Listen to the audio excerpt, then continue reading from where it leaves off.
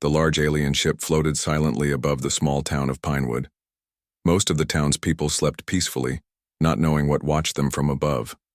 The ship belonged to aliens called Vexarians, who had been studying Earth for many years. They thought humans were simple creatures who had just learned how to travel in space around their own planet.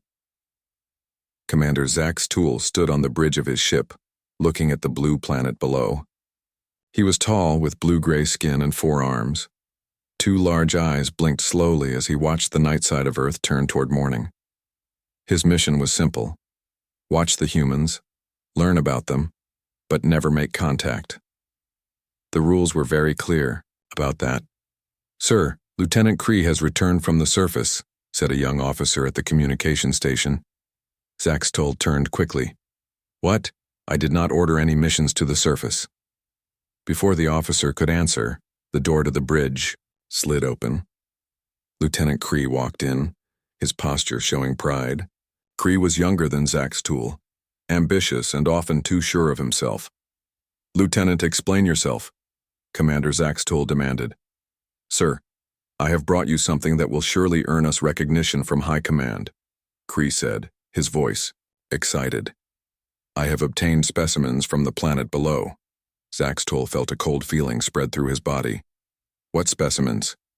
"Follow me to the holding area, Commander. You must see this yourself." Walking through the curved hallways of the ship, Zax Toll tried to control his anger. Going to the surface without orders was bad enough. Taking anything from the planet was against every rule they had. The holding area was a large room with several clear cells along one wall. Energy fields hummed softly, keeping whatever was inside from escaping. Kree led his commander to the cell. At the end, Zax Toll looked inside and froze. 3 small humans huddled together in the corner of the cell. They wore sleeping clothes and looked terrified. The smallest one was crying softly.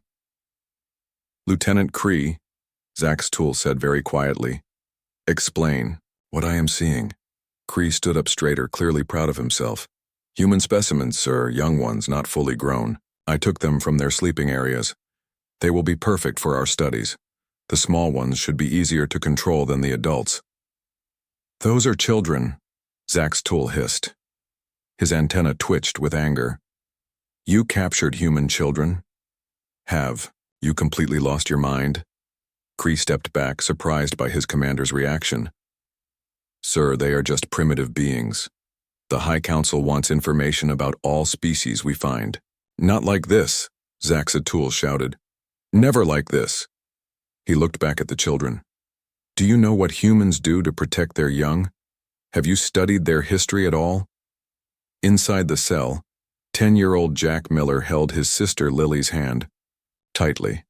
Lily was 8 and trying not to cry. Their friend Sam Porter, who was 9, sat close to them. Sam lived next door to the Millers. All 3 children had been sleeping when a strange light had filled their rooms, and then they were here wherever here was. "Where are we?" Sam whispered, his voice shaking. "I think we're on a spaceship," Jack said. He tried to sound brave, but he was scared too, like in the movies.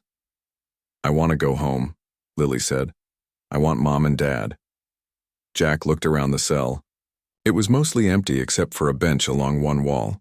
The wall seemed to be made of some kind of clear material, but when he had tried to touch it, his hand had stopped like it hit something solid, even though he couldn't see anything there.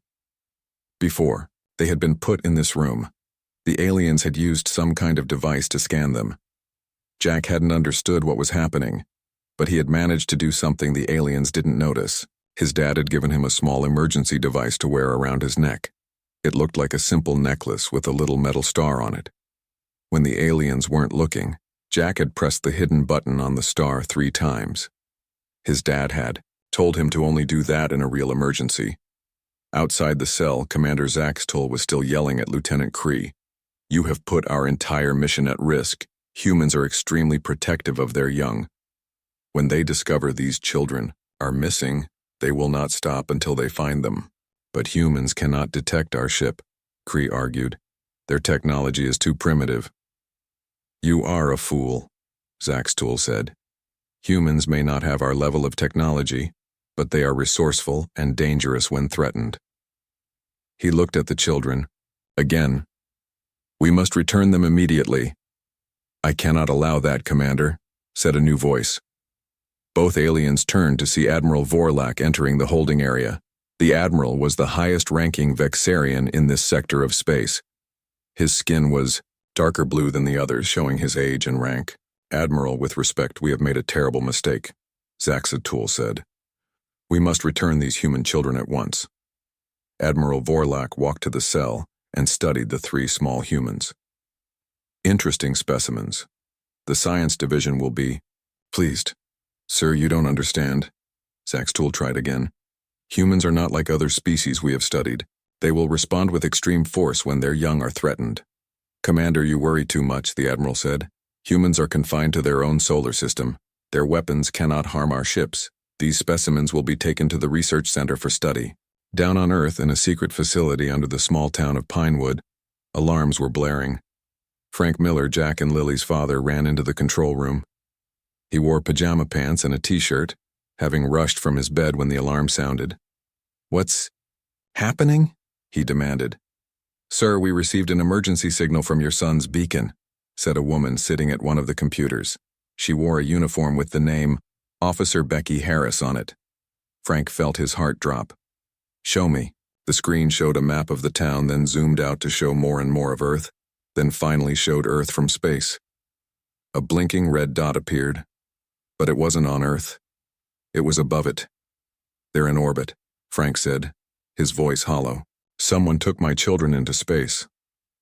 At that moment his phone rang. It was his neighbor, Bill Porter. Frank, Sam is missing from his bed. Is he at your house? Bill, Frank said, his voice steady despite his fear. I need you to come to the facility right now. Bring Carol. Our children have been taken, but not by anyone on Earth. As he ended the call, Frank turned to Officer Harris. Contact Space Force Command. Tell them we have a code Starchild situation. Then get me Admiral Wright on the secure. While the officer made the calls, Frank stared at the blinking dot on the screen. Whoever had taken his children had no idea what they had just done. Earth had been hiding its true capabilities from watching aliens for years. Now those aliens were about to learn why humans were feared across many galaxies, even if they didn't know it yet. Hang on, kids, Frank whispered. We're coming for you. Admiral Ellen Wright stood in the command center of Luna Base, the secret military installation on the far side of Earth's moon. Few aliens knew it existed. Earth had worked hard to make its space abilities look less advanced than they truly were. Ellen was 50 years old with short gray hair and eyes that had seen many battles. She wore the dark blue uniform of Space Force Command, with 3 stars on each shoulder. Her face showed no emotion, but inside she felt cold anger. Show me what we know, she ordered. The large screen at the front of the room lit up with an image of a ship in Earth orbit. It looked like a long oval with fins along its sides. Vexarian scout ship, said Lieutenant Gary Nichols, a young officer, with red hair. They've been watching Earth for about 3 years. Until now, they've kept their distance and only observed.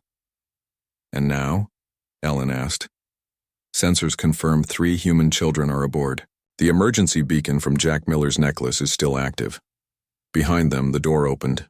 Frank Miller walked in, followed by a woman and man in civilian clothes. Admiral, Frank said, this is Bill and Carol Porter, Sam's parents. Ellen nodded to them. We're going to get your children back. How? Carol asked. Her eyes were red from crying, but her voice was steady. What can we do against aliens? Ellen smiled, but it wasn't a kind smile. It was the smile of someone about to show their true strength. Mrs. Porter, Earth has been preparing for this day for a long time. The Vexarians think we are still learning how to leave our planet. They have no idea what we can really do. She turned to Gary. Status of Phantom Squadron? Ready for launch, Admiral. 6 ships, our best pilots. Good. Captain Barnes will lead the mission. Frank stepped forward. I'm going too. Those are my children. Ellen looked at him for a moment, then nodded. You designed half the systems on the Phantom ships anyway. You might be useful. Bill Porter stood straighter. I want to go too. I was Marines before I became a teacher. So was I, Carol added. Special Forces. Ellen thought for a moment, then nodded. Get them suited up. Launch in 30 minutes. On the Vexarian ship, the children sat close together on the bench in their cell. Jack had stopped trying to touch the invisible wall after getting a small shock the last time. What do you think they want with us? Sam asked quietly. They said something about studying us, Jack replied. Like we're some kind of science experiment. Lily had been quiet for a while, watching the aliens through the clear walls. Now she spoke. I think they're arguing about us. She was right. Outside their cell, Commander Zaxtol was still trying to convince Admiral Vorlak to return the children. Sir, I've studied human history, Zaxtol said. They may seem peaceful now, but they have fought many wars among themselves. They are capable of great violence when threatened. Commander, the Admiral said with a tired voice, I understand your concern, but you overestimate these primitives. Their most advanced ships can barely reach their own moon. That we know of, Zaxtol said quietly. What was that? Sir, what if they have hidden capabilities? What if they are more advanced than they appear? The Admiral laughed. Now you sound paranoid, Commander. If they had better technology, why would they hide it? Before Zaxtol could answer, an alarm sounded. Both aliens rushed to the bridge where the tactical officer was looking at his screen with confusion. Sir, our sensors are picking up strange energy readings from the dark side of the moon. Show me, the Admiral ordered. The screen showed 6 small objects moving away from the moon, heading toward the Vexarian ship. They moved faster than any Earth ship should be able to move. What are those? The Admiral asked, his voice less certain. Now. Unknown, sir, the tactical officer replied. They don't match any known human designs. Commander Zaxtol felt his heart's beating faster. Raise shields. Now. The Admiral looked at him with surprise. You think those are weapons? I think, Zaxtol said slowly, that we have made a terrible mistake. In the lead ship of Phantom Squadron, Captain Olivia Barnes watched her target grow larger on her screen. She was 35, with dark skin and serious eyes. Her ship looked like a black triangle, designed to be nearly invisible to most alien sensors. All ships report, she said into her communication system. Phantom 2, ready, came the response. Phantom 3, ready. This voice belonged to Frank Miller, who had taken the pilot seat despite not being a regular pilot. No one had argued with him. Phantoms 4, 5, and 6 already, said the last voice belonging to Lieutenant Jordan Lee, who commanded the other 3 ships. Remember the plan, Olivia said. Our main goal is the safe recovery of the children. No unnecessary risks. The Vexarians don't know what we can do, and we want to keep some of our capabilities secret if possible. Approaching target, Frank reported. Their shields are up.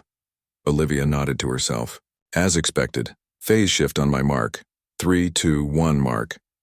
All 6 ships seemed to shimmer for a moment, becoming slightly transparent. Then they passed through the Vexarian shield as if it wasn't there. On the Vexarian bridge, the tactical officer shouted in alarm. Sir, the Earth ships just passed through our shields. Impossible, Admiral Vorlak said. They're attaching to our hull, the officer continued. Near the docking bay, the engine room, and the holding area. Commander Zaxtol looked at the Admiral.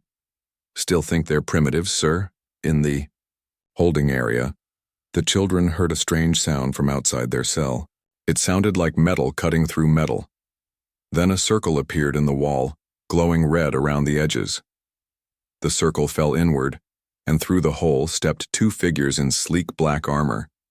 The first figure's helmet seemed to melt away, revealing the face of Carol Porter, Sam's mother.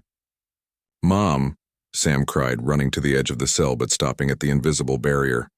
Stand back, kids, Carol said. She held a small device in her hand, pointed it at the control panel next to the cell, and pressed a button. The invisible wall disappeared. The children ran to her. She hugged Sam tightly, then checked all 3 children for injuries. Are you hurt? She asked. No, Jack said. They just scanned us and put us in that cell. The second armored figure spoke. We need to move now. The voice belonged to Bill Porter.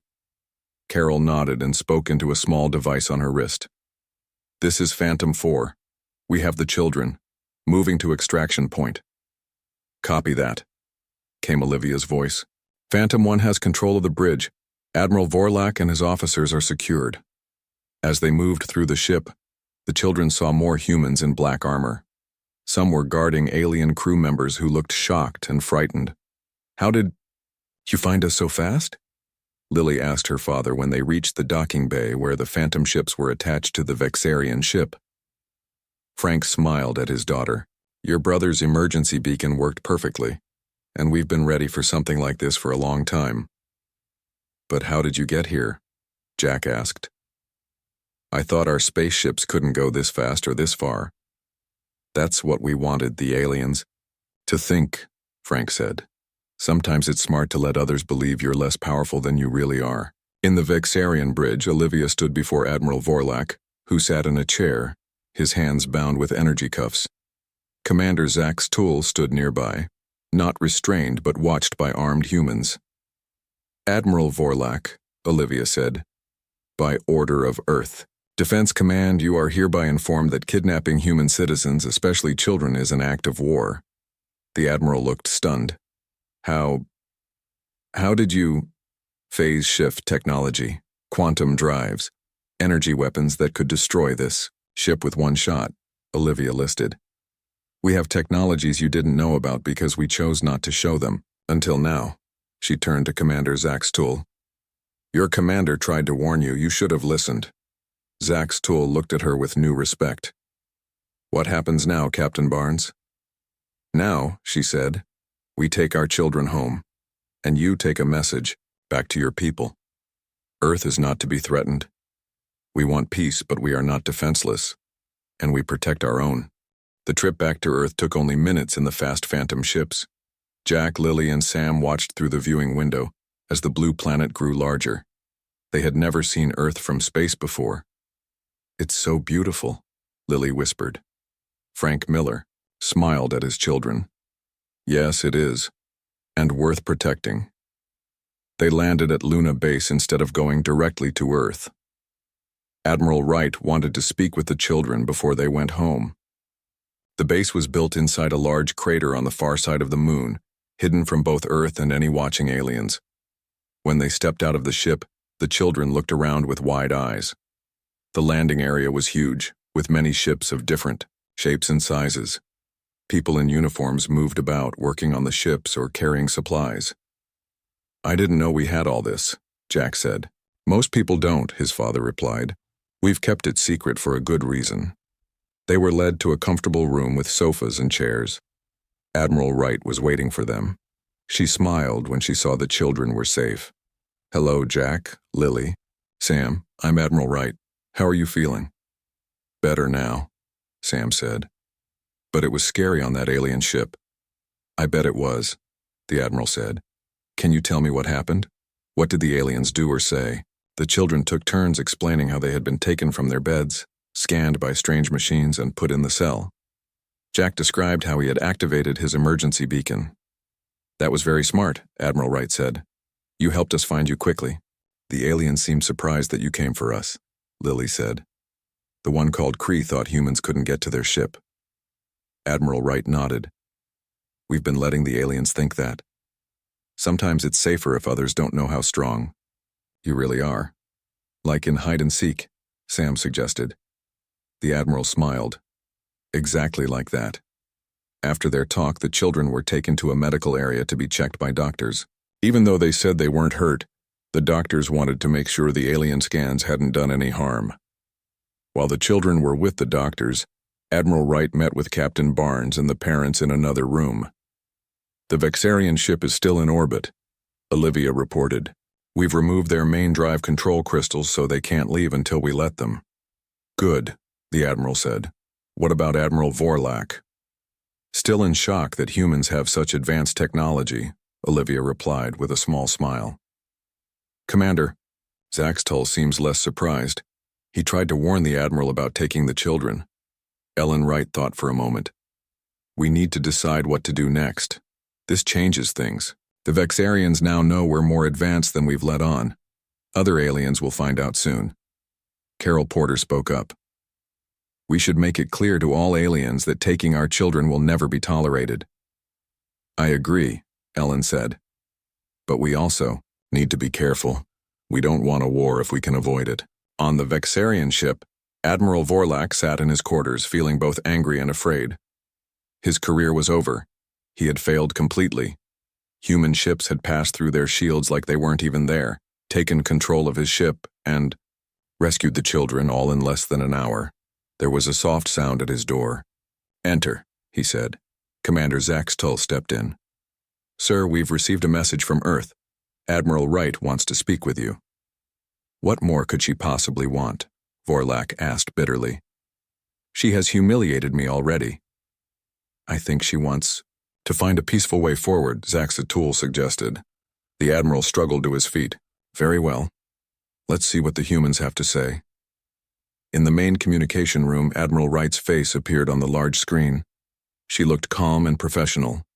Admiral Vorlak, Commander Zaxtull, thank you for speaking with me. The children you took have been safely returned to their families. They appear to be unharmed. I am glad to hear that, Vorlak said stiffly. Now we must discuss what happens next, Wright continued.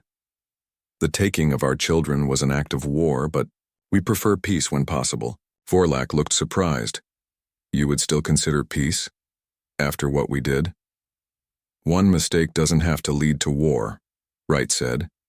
But there must be understanding between us. What do you want? Vorlak asked. A treaty. Official recognition of Earth's space. And your word that no human will ever be taken for study again. Commander Zaxtull stepped forward. If I may, Admiral Wright, we would also request information about your technology, how you passed through our shields, how your ships move so quickly. Admiral Wright smiled. That we cannot share at this time. Some secrets must remain ours for now. But we are willing to share other knowledge as part of peaceful relations. Vorlak nodded slowly. I will need to consult with the High Council, but I believe they will agree to your terms. We underestimated your species.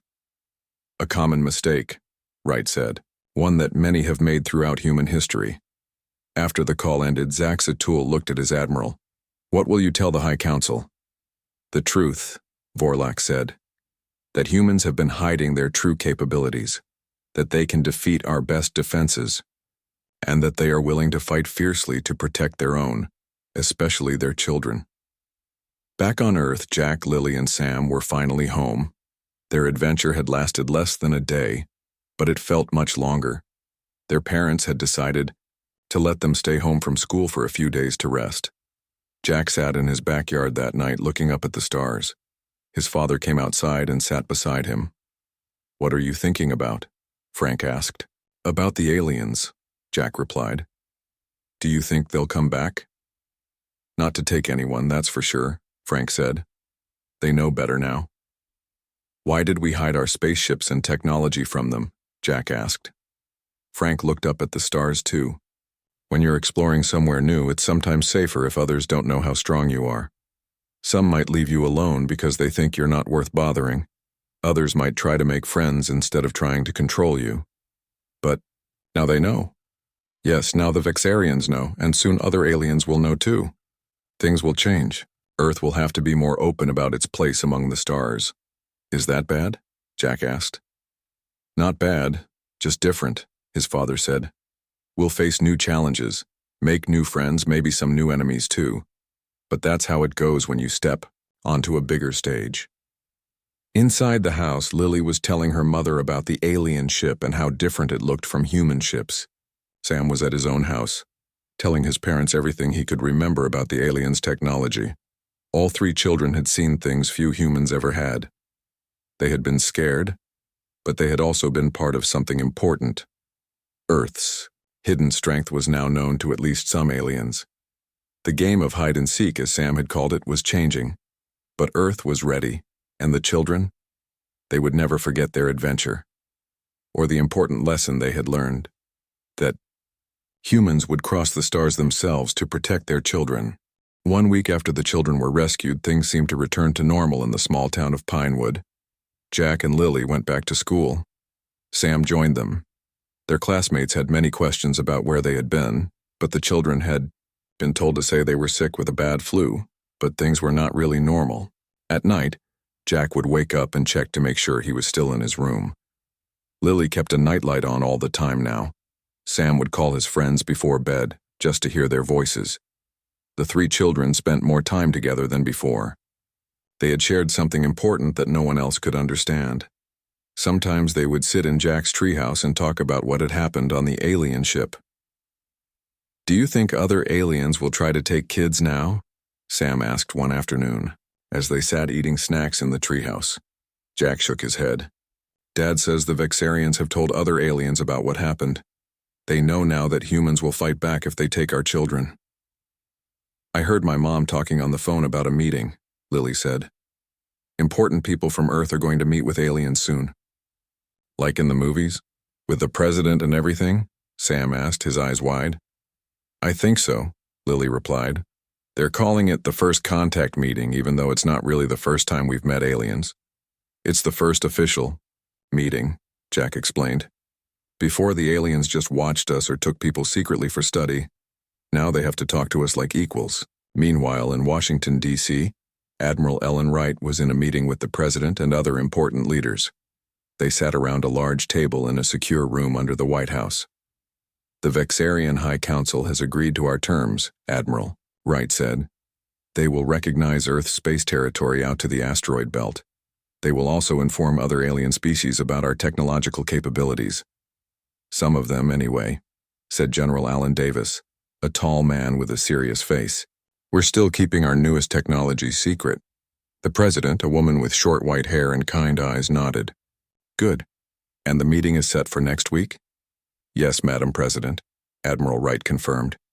"Representatives from 7 alien species will attend. It will be held at Luna Base for security reasons." Secretary of State Paul Wilson looked concerned. "Are we sure we're ready for this? Once we officially join the galactic community, there's no going back." "We've been ready for years," the president replied. "We've had the technology. We just needed the right moment to reveal ourselves." "Being forced to rescue 3 children wasn't exactly how we planned it," General Davis pointed out. Admiral Wright smiled slightly. "No, but it made a strong first impression. The aliens now know we will protect our people, especially our children, at all costs." In space, the news of what had happened spread quickly among the various alien species who had been observing Earth. Many were shocked to learn that humans had technology that could pass through Vexarian shields, the strongest in the known galaxy. The planet Zentoria, the High Council was meeting to discuss the human situation. The Zentorians were a peaceful species with purple skin and 4 eyes. They had been watching Earth for over 50 years. "The humans have been deceiving us," said Council Member Traz. "They pretended to be less advanced than they are."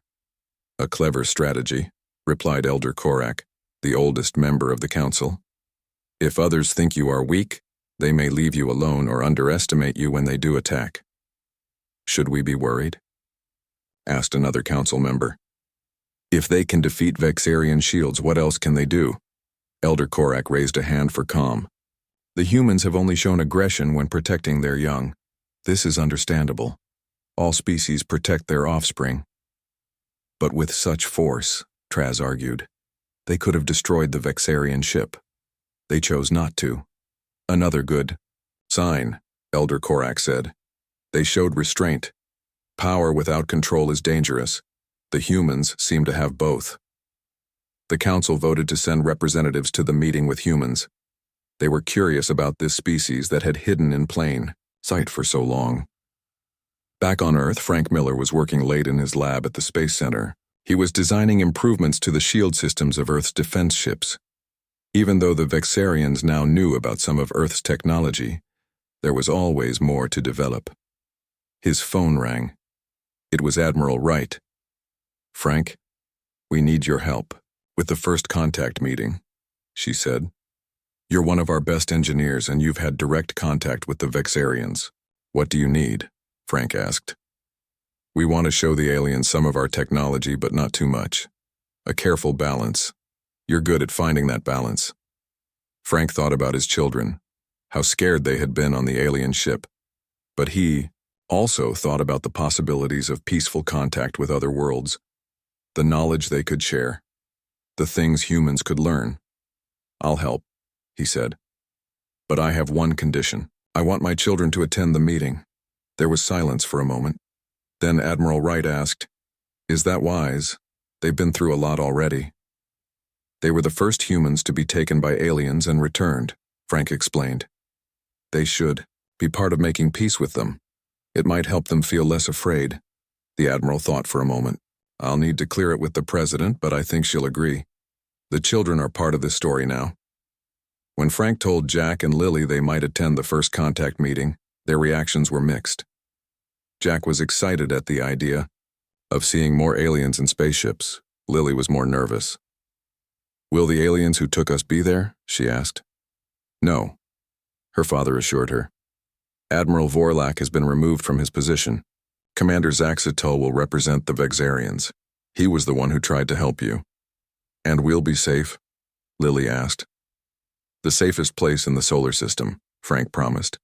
"Luna Base has the best security we have. And this time, the aliens are coming as invited guests, not as kidnappers." That night, Jack couldn't sleep. He stood by his window looking up at the stars.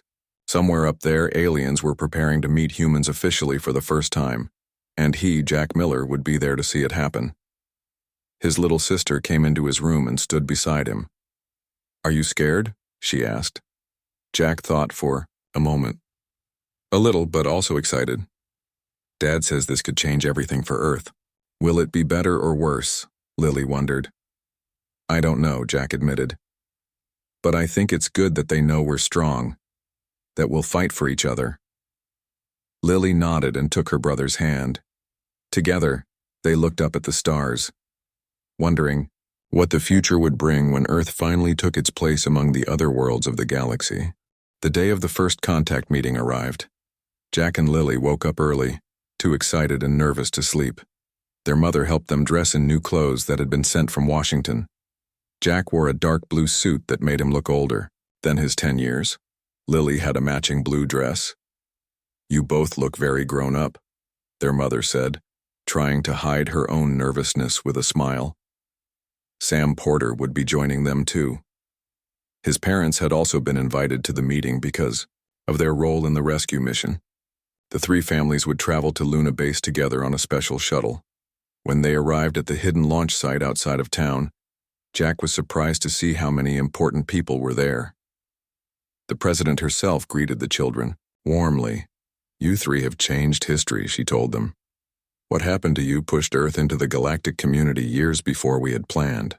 Is that good or bad?" Sam asked. The President smiled. "That remains to be seen. But you should be proud of how you handled yourselves. You were brave in a scary situation." The shuttle trip to the moon took only 30 minutes. Earth's secret. Ships were much faster than the public ones. As they approached Luna Base, the children pressed their faces to the windows. The base was larger than they remembered, with many new ships docked around it. Some looked very different from human designs. "The aliens are already here," Lily whispered. 7 different species, her father confirmed. The most important gathering of non-humans in Earth's history. Luna Base was busy with activity. Humans, in different uniforms, moved quickly through the hallways. Security was everywhere.